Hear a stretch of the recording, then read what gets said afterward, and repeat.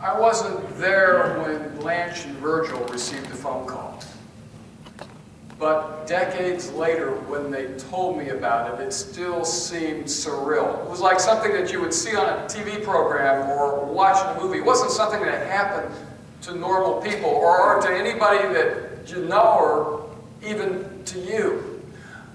But the voice on the other end of the phone line, professional and somewhat sympathetic, said to Virgil, "We're sorry. Your daughter's been murdered. We need you to come and identify the body." So Virgil and Blanche got in the car, drove the 4 hours to the city where their 30-year-old single daughter and only child lived, and identified the body. They had a terrible, horrible, no good, very bad day. And after that day, nothing was ever the same for them. Now, did this happen because Virgil and Blanche were bad people or their daughter did bad things? No. No. Jesus told us that the storms of life, the bad times, the hard times come to everyone. Good people, bad people, all alike. And we've been hearing that the best thing that we can do is cling to God in the midst of the bad times, and that sometimes God even uses these bad times to mold and to shape us into the image and likeness of Jesus. But still, how do you come back from something like that?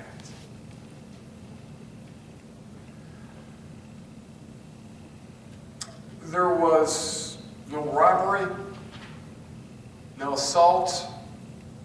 The police had no suspects. One day, alive and vibrant. Next day, the phone call. Oh, Jesus tells us in John 16:33, "In this world you will have trouble, but fear not, for I have overcome the world." And I want to say to Jesus, it's true enough, there's all kinds of trouble, but how do you overcome something like that? How do you come back from that?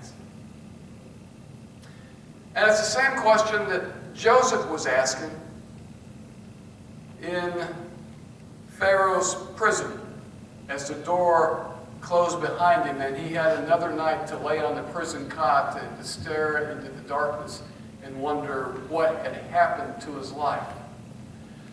2 years, 3 years, 4 years, 5 years, don't know how long Joseph was in prison, but for him it was an eternity.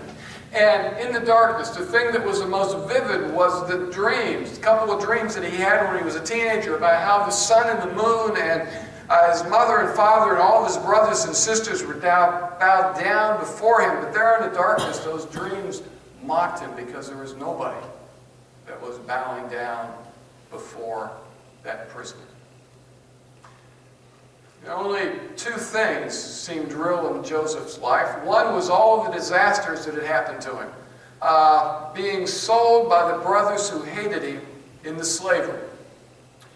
Serving as a slave in the house of Potiphar, who was the captain of Pharaoh's guard, and learning how to manage a household and manage an estate. The betrayal of Mrs. Potiphar, who took an interest of her own in Joseph, but when Joseph resisted her advances, she said to her husband, "This slave that you bought has tried to force himself upon me." And when Joseph looked at Potiphar, all that he saw was the furious husband who had the power to throw him into prison without trial, without appeal, without parole. And there he was in Pharaoh's prison, serving life to eternity. No hope of parole. Oh, they treated him well enough in the prison. In fact, they put him in charge of the place and he ran it. But his world ended at the prison walls, and every night the guards would take him back to the cell, and he would hear the door clang shut, and would hear the guard put the key into the lock, and the click that told him he wasn't going anywhere. A couple of years previous, he thought maybe he could get out.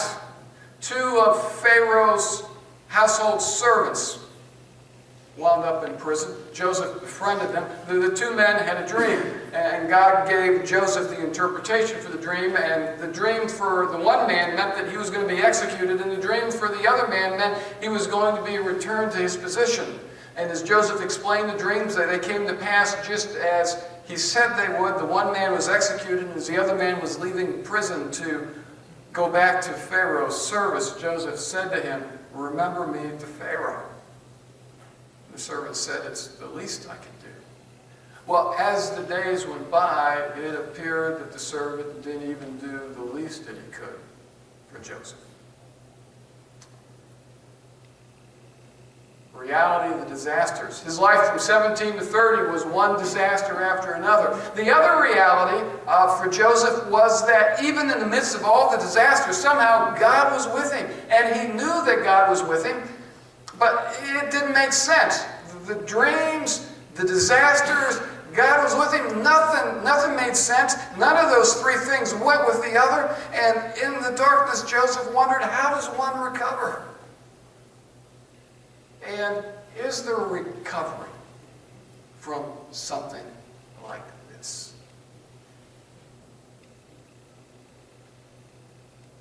Another month went by.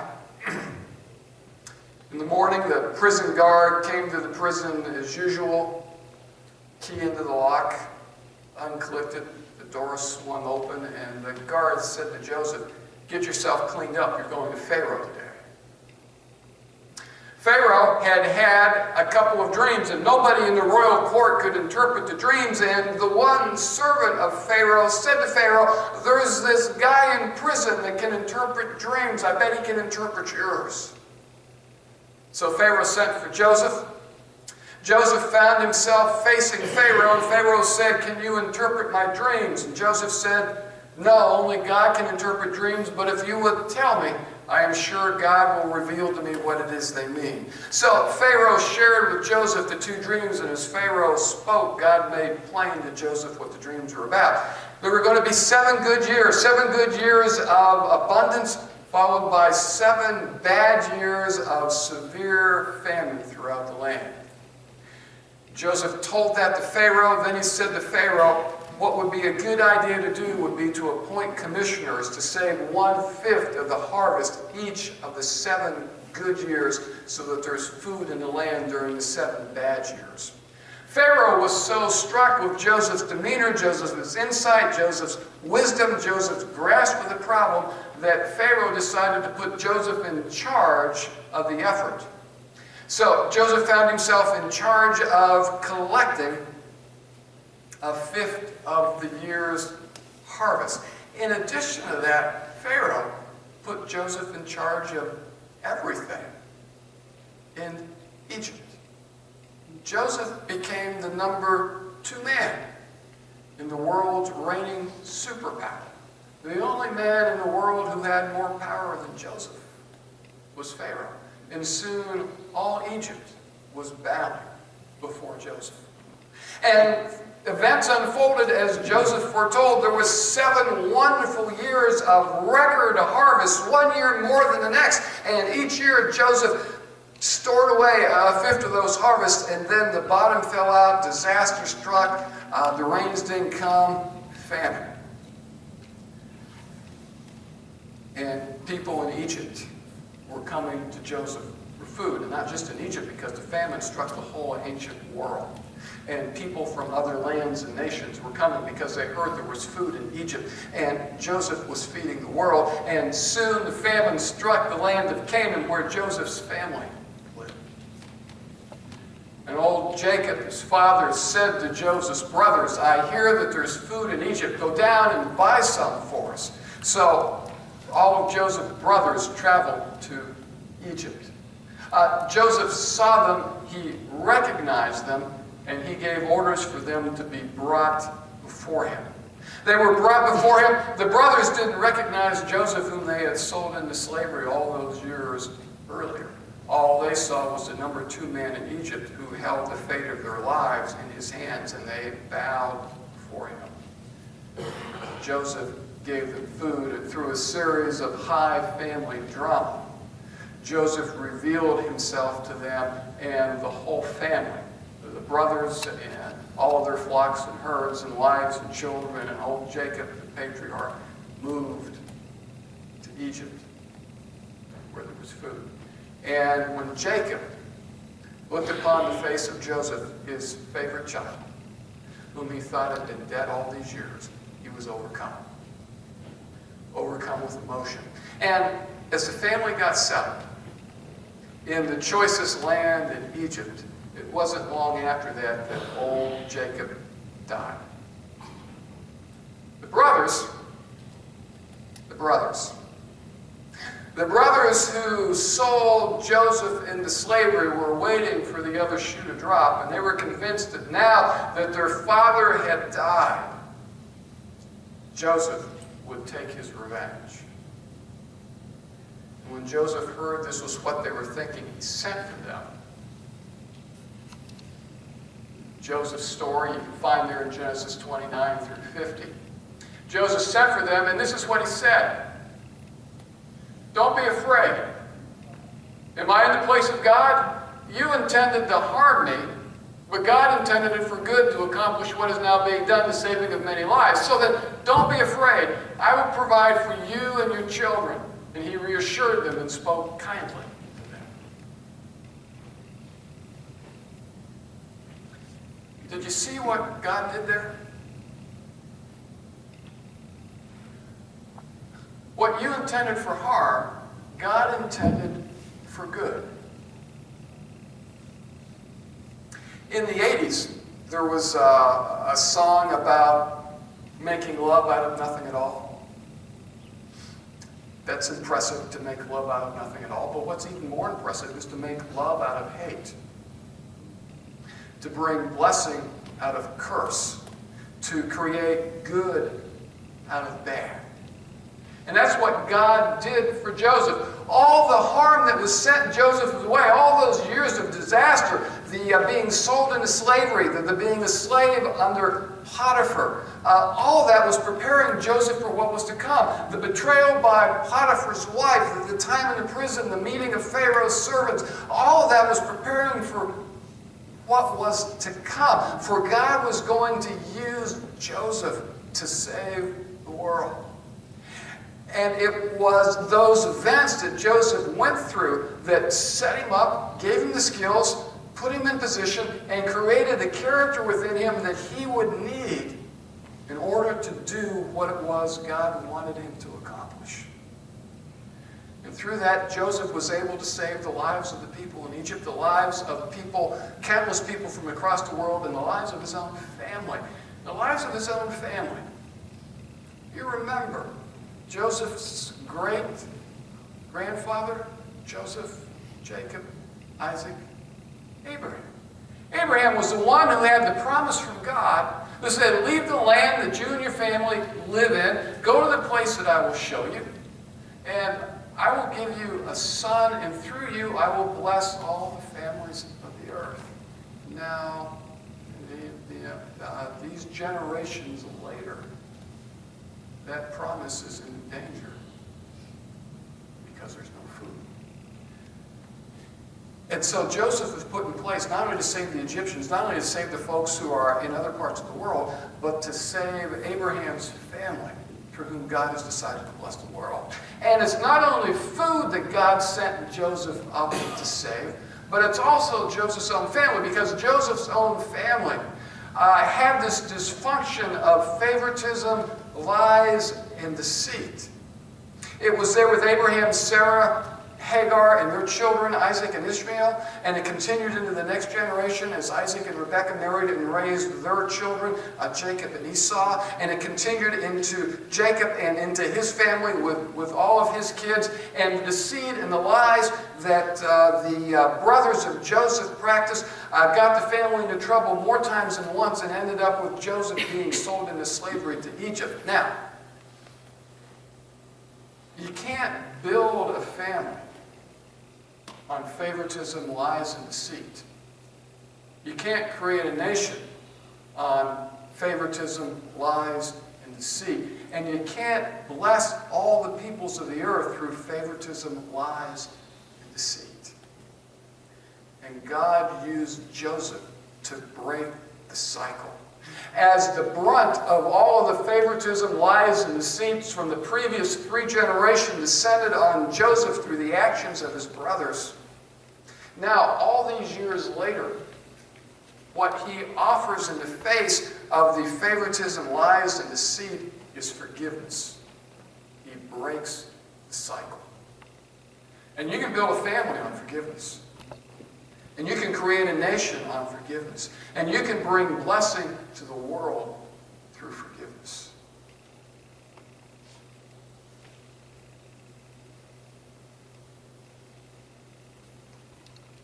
What they intended for harm, God intended for good.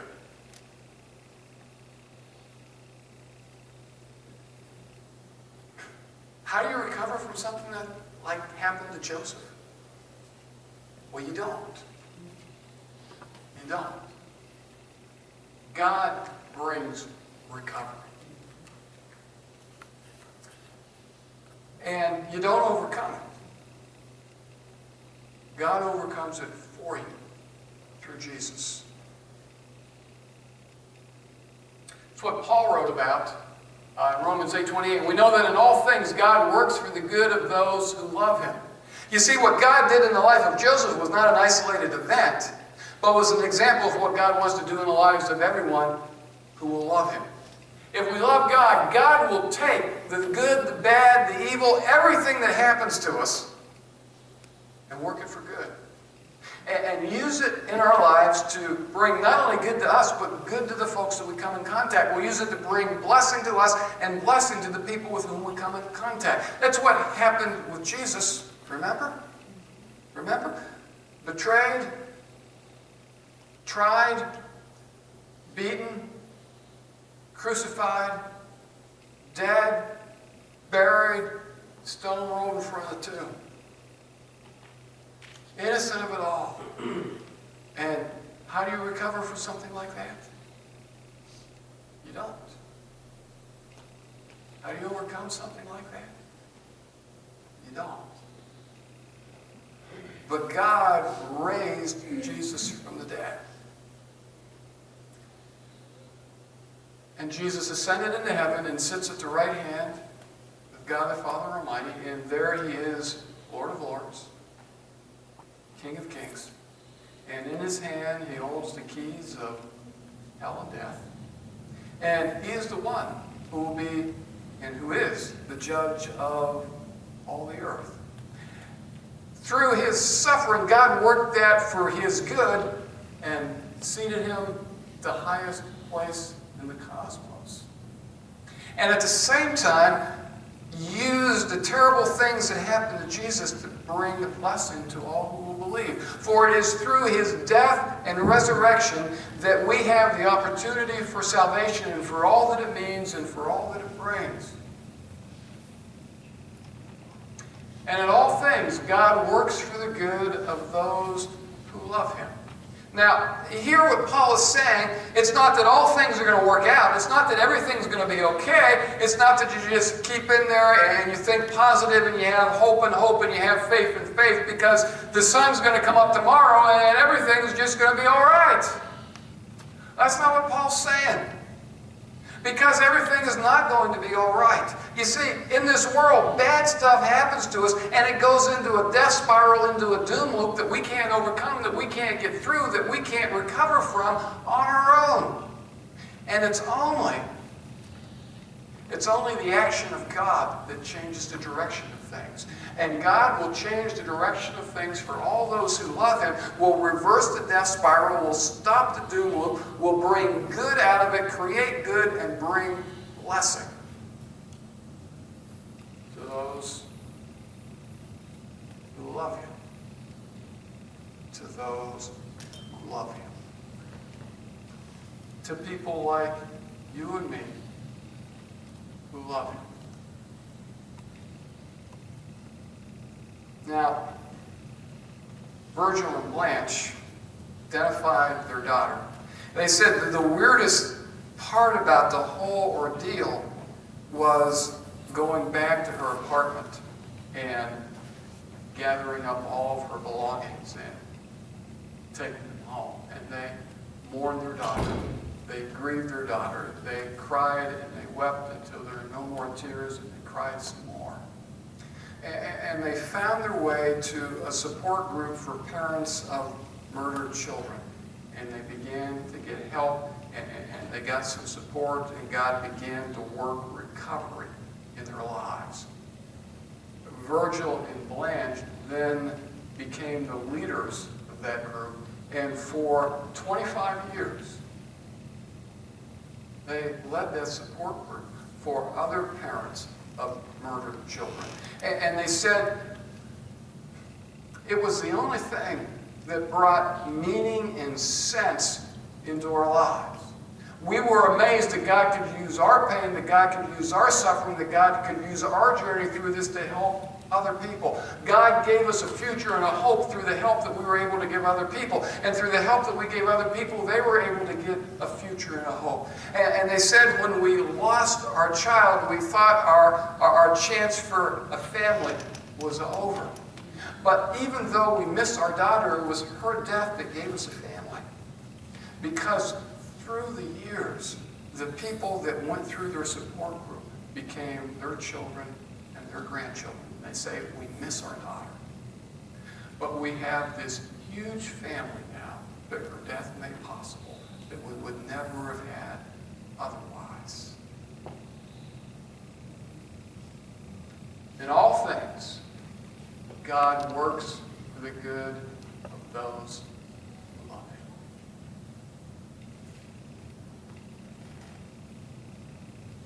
Him. And He's doing the same thing for you.